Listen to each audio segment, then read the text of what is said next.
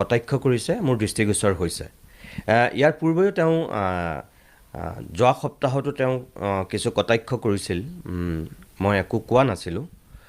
কিন্তু আজি এইকাৰণেই মই ক'বলৈ বাধ্য হ'লোঁ যে তেওঁ সত্য উন্মোচন কৰা বুলি ক'বলৈ গৈ নিজে গোকাত মিছা কথা মাতিছে। সেইকাৰণে মই ক'ব বিচাৰিছোঁ, প্ৰতিদিন টাইমৰ দৰ্শকসকলক মই এটা কথা কওঁ যে আমি গুৱাহাটী, উত্তৰ গুৱাহাটী ব্ৰিজখনক লৈ আমি যিটো হেডলাইন কৰিছিলোঁ, মই হেডলাইনটো আপোনালোকক পঢ়ি দিব পাৰোঁ। আৰু এইখন আমাৰ হেডলাইনৰ কাগজ মোৰ হাতত আছে। আৰু হেডলাইনটো আছিল, কলিয়াবৰৰ পৰা গুৱাহাটীলৈ আহোঁতে ৰাইজে দিব লাগিব 3 ঠাইত টোল টেক্স, নৱবৰ্ষৰ 23টা দিনৰ ভিতৰতে দ্বিতীয়খন টোল গেট মুকলি, গুৱাহাটী উত্তৰ গুৱাহাটী সংযোগী দলঙৰ টোল গেটক লৈও নিবিদা আহ্বান। ইয়াত ক'ত আমি উল্লেখ কৰিলোঁ যে সৰ্বসাধাৰণ মানুহৰ পৰাও টেক্স ল'ব বুলি? মুখ্যমন্ত্ৰী মহোদয়, মই আপোনাক প্ৰত্যাহ্বান জনাইছোঁ, প্ৰতিদিন টাইমৰ বাতৰিটো আপুনি দেখুৱাওক যে ক'ত লিখা আছে যে গুৱাহাটী উত্তৰ গুৱাহাটী ব্ৰিজৰ টোল গেটৰ পৰা সৰ্বসাধাৰণৰ পৰাও আমি টোল টেক্স ল'ম বুলি আমি উল্লেখ কৰিছোঁ। মই আপোনাক চেলেঞ্জ কৰিছোঁ, আপুনি কওক, দেখুৱাওক আপুনি। মই নিজে মুখ্য সম্পাদক হিচাপে মই আপোনাক কৈছোঁ যে মোৰ ইয়াৰ বাতৰিত আপুনি নিবিদা আহ্বান কৰাৰ বাতৰিটোহে মই দিছিলোঁ। আপুনি কি নিবিদা আহ্বান কৰা নাই নেকি আপোনাৰ চৰকাৰে? দলং সম্পূৰ্ণ হওঁতে আপোনালোকে নিবিদা আহ্বান কৰিছে, সেইটো আমি বাতৰি কৰিছোঁ। গুৱাহাটী উত্তৰ গুৱাহাটী সংযোগী দলঙৰ টোল গেটক লৈও নিবিদা আহ্বান। নিবিদা আহ্বান কৰিছে কাৰণে নিবিদা আহ্বান বুলি আমি দিছোঁ। ইয়াত ভুল কি? ইয়াত ক'ত কোৱা হ'ল সৰ্বসাধাৰণ মানুহৰ পৰাও টোল টেক্স ল'ব বুলি? আপুনি আগতে যিটো নৱেম্বৰ মাহত যিটো কথা কৈছিল, সেইটো আমি স্পষ্টকৈ তেতিয়াও আমি বজাইছোঁ, তেতিয়াও আমি হেডলাইন কৰিছোঁ, তেতিয়াও আমি দিছোঁ।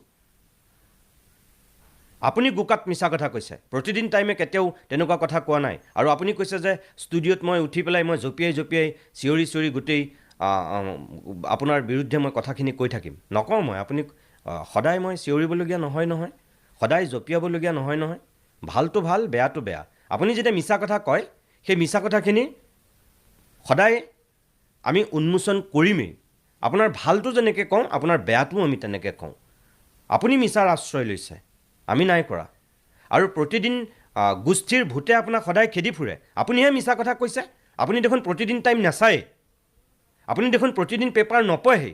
তেনেহ'লে অনবৰতে আপুনি দেখোন প্ৰতিদিন টাইম আৰু প্ৰতিদিন পেপাৰৰ দেখোন অনবৰতে নিউজবিলাকৰ কথা কৈ থাকে। আপুনি এইখন মুখেৰেতো কৈ থৈছিল আপুনি প্ৰতিদিন নাচায়ে, আপুনি প্ৰতিদিন নপঢ়েই, বহুত বছৰ হ'ল নপঢ়া।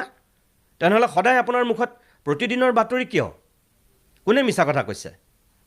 অসমৰ মানুহক ইমান মূৰ্খ বুলি ভাবিছে আপুনি?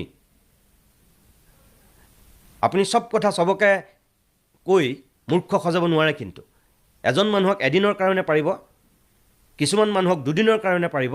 কিন্তু আপুনি যদি ভাবিছে সকলো মানুহক সকলো সময়ৰ কাৰণে মূৰ্খ সজাম বুলি, সেয়া ভুল। সেইটো ভুল আপোনাৰহে, অসমৰ মানুহৰ নহয়, প্ৰতিদিনৰ নহয়। আৰু কোন পেপাৰে, আপুনি যে কৈছে দুখনমান পেপাৰে, কোন পেপাৰে কি কৰিছে মই নাজানো। কিন্তু সেই সকলো পেপাৰৰ লগত প্ৰতিদিনক আপুনি সামৰি পেলাই তেনেকৈ কথা ক'লে নহ'ব। প্ৰতিদিন পেপাৰে যিটো নিউজ কৰিছে, আপোনাৰ পূৰ্বৰ কথাখিনিও আপোনাৰ দি দিছে। আপুনি যেতিয়া তাৰ পৰা অকল বাছ আৰু ট্ৰাকৰ পৰা লোৱা হ'ব বুলি যিখিনি কথা কৈছিল, মই যিমান দূৰ জানো প্ৰতিদিন পেপাৰে সেইখিনি কথাও দি দিছিল। আৰু আমি প্ৰতিদিন টাইমে এক চিকুটো আপুনি কোৱা কথাখিনি আমি উল্লেখ কৰাই নাই। সৰ্বসাধাৰণৰ পৰা টেক্স ল'ব বুলি আমি কোৱাই নাই। আমি মাত্ৰ হেডলাইনটো কৰিছিলোঁ। তাতেই আপোনাৰ গাত বিচাই ডকাইতি ডাকিছে। সঁচা কথা ক'লে আপোনাৰ এনেও কিছুমান অসুবিধা হয়, সেইকাৰণে চাগে আপুনি এনেকৈ আকৌ এবাৰ আমাক আক্ৰমণৰ লক্ষ্য কৰি লৈছে। একো নাই, আপোনাক শুভেচ্ছা থাকিল। আপুনি এনেকৈ আৰু মিছা কথা কৈ ফাঁকিদাজ হৈ পেলাই অসমত অন্যতম এজন শ্ৰেষ্ঠ ফাঁকি কথা কোৱা মুখ্যমন্ত্ৰী হিচাপে আপুনি অভিলেখ সৃষ্টি কৰি গৈ থাকক। শুভেচ্ছা থাকিল আপোনালৈ।